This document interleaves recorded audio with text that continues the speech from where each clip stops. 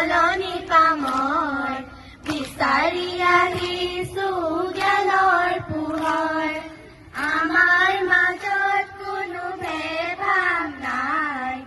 আমি সকলো ভনী ভাই ভাই শিক্ষা গুৰু আমাৰ পথ প্ৰদৰ্শক পুৱতি আশাৰ চাকি জীৱন বাটত শিক্ষা গুৰু আমাৰ পথ প্ৰদৰ্শক পুৱতি আশাৰ চাকি জীৱন বাটত আমাৰ ভনী ভাই নকৰি পলক বিদ্যালয় কৰি যোৱা ওচৰত আমাৰ ভনী ভাই নকৰি পলক বিদ্যালয় কৰি যোৱা ওচৰত আমি অকলি নলনি পামৰ বিচাৰি আহিছো জ্ঞানৰ পোহৰ আমি অকলি নলনি পামৰ বিচাৰি আহিছো জ্ঞানৰ পোহৰ বিচাৰি আহিছো জ্ঞানৰ পোহৰ বিচাৰি আহিছো জ্ঞানৰ পোহৰ নমস্কাৰ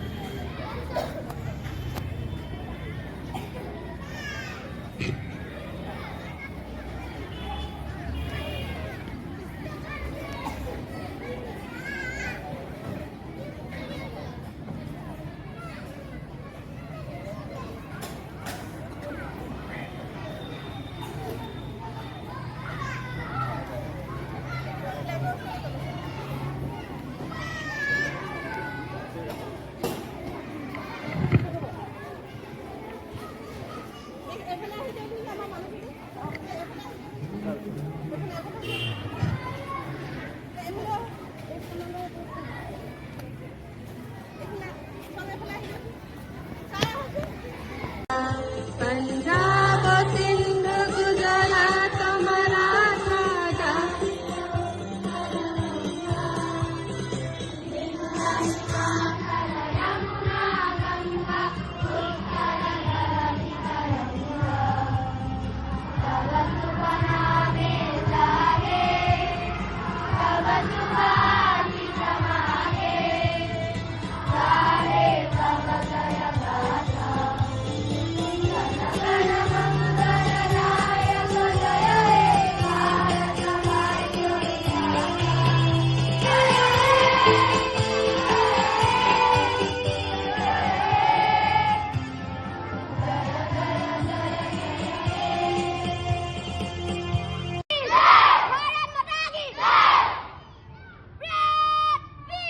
কিন্তু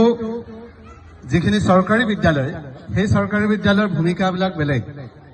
কাৰণ ইয়াত তেওঁলোকে বিশেষভাৱে অসমীয়া ভাষা সংৰক্ষণ আৰু ইয়াক কেনেধৰণে আগবঢ়াই লৈ যাব পাৰি তাৰ বিষয়ে বেছিকৈ চিন্তা কৰা হয় আৰু বিভিন্ন ঠাইত মই যেতিয়া মেলে মিটিঙে যাওঁ কেইবাবাৰো মই ধেমাজিৰ পৰা নেতৃত্ব দিয়া অসমৰ মাননীয় শিক্ষামন্ত্ৰী ডক্টৰ ৰণোজ পেগু ছাৰে এই বিদ্যালয়ৰ বিষয়ে বিশেষভাৱে তাত ভাষণত উত্থাপন কৰিছে।